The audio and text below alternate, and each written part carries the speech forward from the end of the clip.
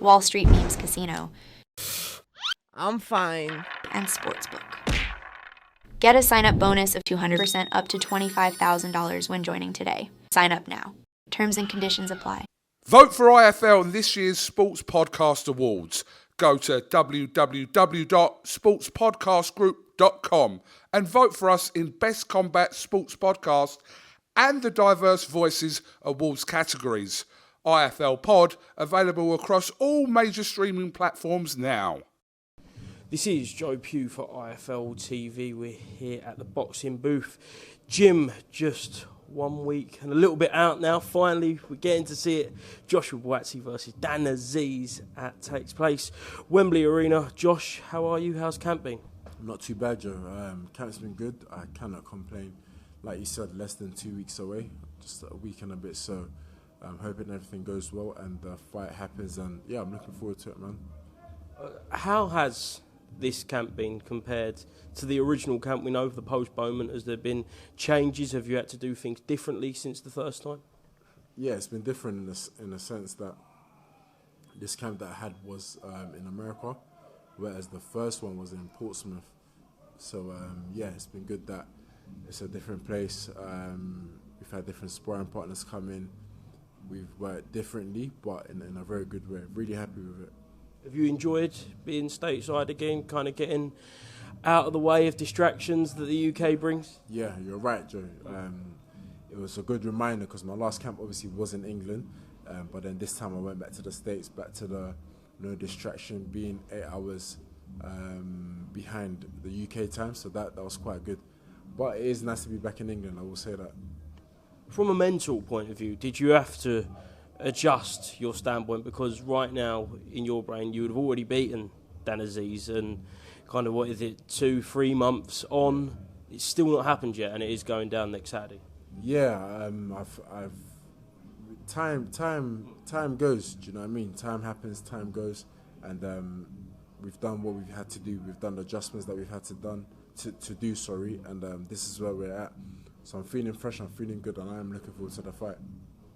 Was you a little bit, I don't want to say annoyed, but a little bit frustrated that the fight got called off so close to the fight, and you would have liked Dan Azeez to be a little bit more quicker in how he was acted? Good question, Joe. I think that was probably where the frustration was from. It was so close, you know. Of course, the injury possibly could have happened any time. Who knows when it happened or whatever. But yeah, I think it was more how close to the fight that I found out that left me really frustrated. So I think it was like 2 days before or the day before, something like that. But like I said, times happened, and yeah, we're less than 10 days away now. It's no secret that before the fight you were friends. Has the way that all played out left a little bit of disdain for Dan Azeez? A little bit of what? Disdain. Is there a little bit there between you now that there wasn't before? We're gonna fight, and we're always gonna fight. You know, yeah, maybe, but it's a good one. It's a healthy one, I'd say, for me. So yeah, I'm looking forward to it, man. Is this fight, no matter what happens, is this the last hurdle? Is this the final fight before the world title? Well, it's meant to be for a final eliminator, so you'd hope so, yeah. You'd hope so, man. Do you think a potential BIVOL could get in the way of that, or will you wait out and see how everything plays out? Yeah, it's an interesting one, whether that fight's going to happen or not. Apparently it is. If it's going to happen, good for boxing. For me, Joe, it's about just being consistent and staying where I'm at in terms of being literally next up in line. So if they unify or the titles get released or whatever it is, I know that I'll be next in line. Or whether it's fighting the winner or whatever it is, I know that I'm next in line. So mainly it's about getting this fight out of the way. And that's where all my focus is. Did you watch BETERBIEV Smith, and what did you make of BETERBIEV's performance? It was outstanding. Yeah, prior to the fight, I said, you know what, Smith's probably going to win. But he went in there, strategically broke him down, and there was a lot of strategy and just good technique to what he was doing. I know we always focus on his power, but there was a lot of strategy and, like I said, very good technique, very impressive. Who would you rather fight? If it was for the Undisputed. Theoretically, Beterbiev and BIVOL fought in June, which is being spoken about for Saudi. Who would you rather fight for all the honours later on in the year? It's hard to say, man, because they've both got things that they're good at. Of course, Beterbiev punches, but I think BIVOL's got very, very good feet. So either way, you're going to have to deal with something that's quite hard to deal with. Is it the feet or is it the power? Either or. So for me, whoever has it and I'm next in line, I'll take that one. Another fight that I've got to ask you about, it's always been spoke about, is the Anthony Yarde fight. I believe Anthony Yarde will be fighting, I think, the week after you. So, do you still believe in your heart of hearts you are on a collision course to fight each other? I'd like to think so, man. Hopefully this year. Of course, I've always made it known that what would stop me is if a world title fight was presented in front of me. You know, understandably, I'll take that before the Yarde fight. I would, but again, man, you just don't know what's going to happen in the next few months. Right now, my goal is to get Azeez out of the way next weekend, so I have to kind of concentrate on that.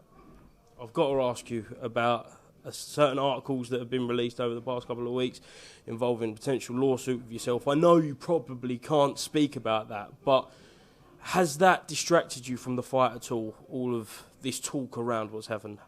No, it hasn't, Joe. I think what people have to remember is that this is a legal issue. Yeah. So the legal teams, whatever it is, they're dealing with it. And I know that February the 3rd is what I have to concentrate on. So, yeah, there's been a lot of articles flying about. But like I said to you, I'm one thing I will say is I'm very good at staying away from what's being said about me.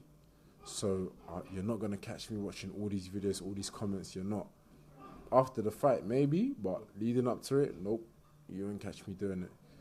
Unless someone has messaged me and said, Josh, read this now, it's about you, or this guy said X, Y, Z about you, and someone sent it to me, then even that I might do, because I might be like, I don't care, I'm fighting him soon, I'm fighting him next, let's get on with it. So, yeah, stuff like that, it doesn't matter to me. How important is it, not just for this situation, but throughout your career, to not let emotions get in the way when people are saying he said, she said, and full tunnel vision on Azeez on Feb 3rd? Yeah, it's very important because that's what matters. When we get in the ring as boxers, that's when we're judged. So that for me, it's important to get that bit right.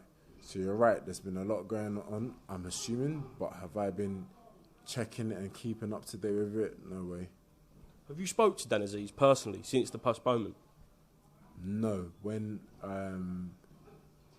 they said there was an injury initially, I messaged him straight away. Instantly, I said, bro, you know, wish you all the best, quick, speedy recovery, all of that. Since then, nah.